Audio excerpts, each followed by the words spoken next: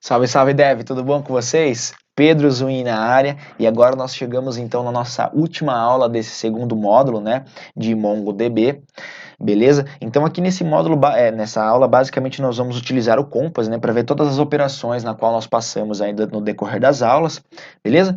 Então, basicamente aqui eu vou executar o Compass, né, e esperar ele abrir aqui para nós a interface gráfica do banco de dados, tá? Na última aula, no último módulo, na última aula do último módulo passado agora, nós já fizemos a conexão, mas eu vou refazer com vocês aqui só para a gente fixar bem de onde que a gente tem que pegar o IP de conexão e em qual porta ele está se conectando, beleza? Só vou esperar aguardar ele inicializar aqui e aí eu já retorno para vocês com a telinha aberta e tudo mais, onde que a gente vai inserir o IP, perfeito? Então, aguarda um minutinho, eu já retorno com vocês aqui. Beleza, show de bola. Ele retornou aqui para nós, já abriu a interface gráfica, basicamente vai ser exatamente igual o que está escrito aqui para vocês, beleza? Eu só vou excluir essa conexão que nós havíamos feito e agora eu vou ensinar vocês a alterar essa string de conexão, beleza?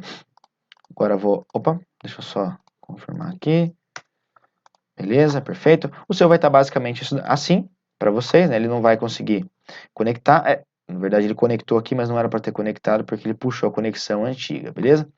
Vamos fazer o seguinte, desconnect, beleza?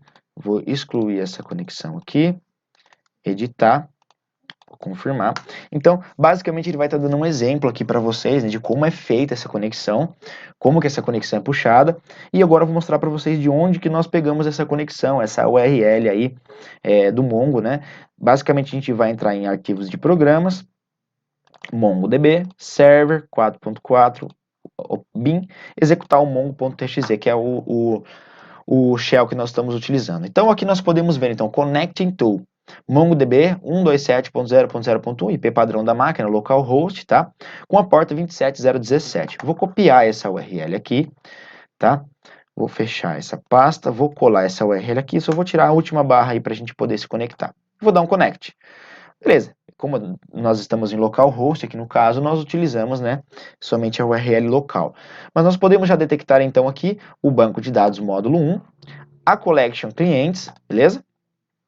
Dentro dessa collection nós temos os mesmos registros que foram utilizados ali nos exemplos das aulas anteriores, tá? Então, basicamente, para nós alterarmos aqui, se nós quisermos alterar, então, edit document, tá? Edit document, qual é o campo que eu quero alterar? Quero alterar o nome aqui, Pedro Zuino, ficou muito legal, vou colocar Pedro Camargo, por exemplo, beleza?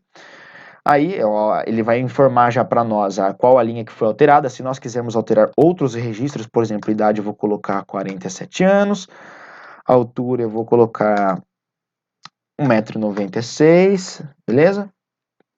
E a data de nascimento, claro que vai ter que ser 19, acho que 67, se não me engano. 67 não, acho que 74. Beleza. Então aqui eu não quero inserir um outro campo, tá? Não vou adicionar outro campo, vou dar um update. Pronto. É basicamente isso. Muito mais fácil de se alterar, né? Lógico, uma coisa, o interface gráfica para a gente poder manipular os dados ali, de fato é uma coisa bem mais fácil de ser utilizada, tá? Nós temos a opção também de add data, beleza? Aqui nesse caso nós temos a opção de importar um arquivo, né? Se de repente nós temos um arquivo JSON muito grande, né?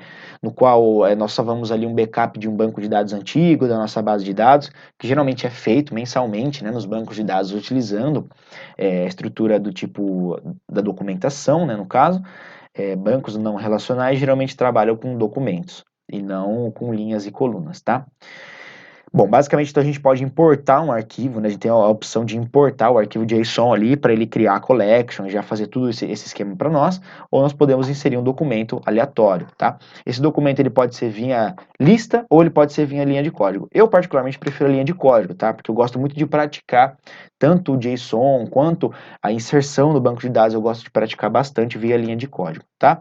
Então, aqui nós abrimos um objeto, no objeto nós podemos colocar então um nome, né, que vai ser, vamos colocar assim, Carlos Eduardo, beleza? Passando a vírgula aqui, vou então colocar idade, 35 anos, vou colocar altura, essa mesma linha, né, que nós estamos seguindo, deixa eu só verificar, se não me engano, vou passar a altura, vai ser 165, um cara um pouco mais baixo que os demais registros, é lógico. Aqui eu vou colocar data, nascimento, ele vai ser então 30/10/1986, beleza? Então vou dar um insert. Bom, fácil, né? Basicamente, então, ele inseriu ali o Carlos Eduardo na nossa base de dados. Eu vou até dar um refresh aqui para ele já ordenar o Object ID passando ele para cima, tá? Então nós temos o nome, idade, altura, igual os demais registros aqui. A única diferença é que foi feito de uma forma bem mais prática, bem mais rápida, tá? Agora nós vamos então aprender a deletar um documento. Basicamente nós temos aqui, em cada registro nós temos como se fosse mais opções aqui, né? Então a gente tem o Edit Document, que nós utilizamos agora, o Copy Document, o Clone Document, a diferença de um para o outro aqui, você copia as linhas, né, no objeto JSON, e o outro você copia o objeto completo. Então a gente vai copiar o objeto como se estivesse nessa lista, tá? No clone, no caso, né? E o Delete Document, tá? Vou deletar o Pedro Souza aqui, porque eu não quero mais ele na nossa base de dados. Vou deletar. Simplesmente isso, tá? Muito mais fácil, concordo, que é bem mais rápido e prático, tá? Porém, eu utilizo bastante via Shell Script, tá? Eu gosto de utilizar bastante justamente porque a gente, de fato, tem que escrever os métodos ali e praticar isso até que isso entre na nossa cabeça. Quando a gente se depara com uma user interface dessa, nós já sabemos como isso daqui é executado de fato ali por trás, né, do nosso banco de dados, tá? Então a gente já tem alguns métodos nativos aqui, né? Nós conseguimos ver o count que nós vimos na aula de update, né? Então documents 3, né? É a mesma coisa que nós viemos aqui e colocarmos, por exemplo, assim, eu vou colocar o use banco módulo 1, vou dar então db.clientes.count, beleza? Opa, count é um método. Count, aqui. 3 registros, tá? Vou inserir de novo ele aqui. Então aqui nós vamos ver 3 registros, tá? Documents 3. Então, basicamente é esse método que está sendo chamado. Os index, né? Que eu já tinha apresentado para vocês aqui tudo que estava na documentação aqui da aula anterior que eu mostrei, beleza?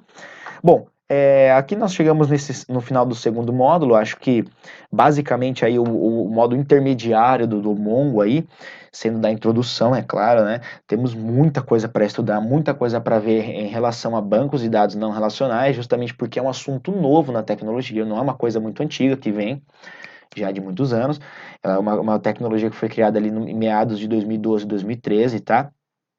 Mas nós podemos ver então tanto os comandos escritos quanto a user interface, que para mim é muito bom para a gente poder manipular e ver os dados. Quando a gente tem ali então 10.000 registros, fica muito complicado nós puxarmos, por exemplo, um db.clientes aqui, né? Vamos puxar rapidinho. .find, tá? Isso aqui, ele vai, aqui nesse caso nós temos só 3 registros, mas se você estivesse trabalhando com uma base de dados grande, uma base de dados enorme, né? Isso aqui ia estar uma linha infinitamente grande para baixo, tá? Porém, aqui na user interface ele agiliza em relação a esses dados aqui, tá? E para eu dar um find, de repente, em um cara específico, basicamente eu venho aqui, vamos copiar o nome Pedro Camargo e vou alterar o filtro aqui. Deixa eu só cancelar. Então, Pedro Camargo, clique em Options, tá? Aqui a gente pode trazer um filtro, um projeto, né, no caso se for algum documento relacionado a projeto, uma collection, que é um assunto também para um módulo mais avançado, que nós vamos ver agora nesse módulo, tá? Um max item, né, que basicamente aí então nós vamos declarar que nós queremos trazer um limite máximo para os registros, tá? E o filter ou o sort, né? O sort a gente pode ordenar esses registros. Vamos supor, eu quero pegar ali uma base de clientes do cliente mais novo para o cliente mais velho, sendo que eu quero trazer apenas 5.000 registros, tá? Que a gente pode utilizar esses filtros para poder fazer isso também, beleza? Eu posso, basicamente, só vou fechar essas options aqui, vou colocar Pedro Camargo e, se não me engano, vamos dar uma olhada no filtro. Acho que eu tenho que inserir o nome aqui. Nome igual a Pedro Camargo, acho que igual a estrutura que nós estamos acostumados a trabalhar. Beleza, eu vou dar o find e ele traz o registro ali apenas do que nós precisamos, tá? Vou colocar um exemplo aqui bem prático de que nós utilizamos bastante. Esse max item, deixa eu ver. No caso do max item não vai ter como trazer aqui. Mas é basicamente isso, tá? Aqui nós podemos também informar, né, o skip, que eu quero pular 16 registros do início, tá? A gente pode fazer trazendo também um limite, tá? Então a gente vem sempre que se a gente clicar no exclamaçãozinho aqui, né, no info, na verdade, a gente pode ver que o Mongo ele direciona nós aqui direto para a documentação ali no qual eu já havia falado nas aulas anteriores, beleza? Bom, aqui acredito que não tenha muito segredo, explore aí, né, faça alguns registros, insira aí de fato algum objeto um pouco maior, uma coisa bem mais robusta, né? Como, por exemplo, assim, nós utilizamos aqui para clientes, mas nós utilizamos poucos dados, né? Nós não utilizamos aqui, por exemplo, o saldo do cliente, né? Poderia ser uma loja, né? De repente, se o cara tem um cartão de crédito, qual é o limite do cartão de crédito, beleza? Bom, mas esse assunto aqui em específico dos cartões de crédito, agora nós vamos aprender a fazer o relacionamento entre as tabelas, né? Por exemplo, Pedro Camargo, vamos supor que seja uma consulta do Serasa, um exemplo só, tá? Pedro Camargo, ele tem um registro em 3, 4, 5 cartões de crédito. Quais são os saldos desses cartões de crédito? É para isso que esse filtro tão específico aqui ele funciona, beleza? Mas isso é um papo para a próxima aula. Não vou ficar dando spoiler aqui para vocês. Te vejo lá. Então vamos iniciar o módulo avançado de banco de dados MongoDB. Beleza? Te vejo lá então. Falou. Tchau, tchau.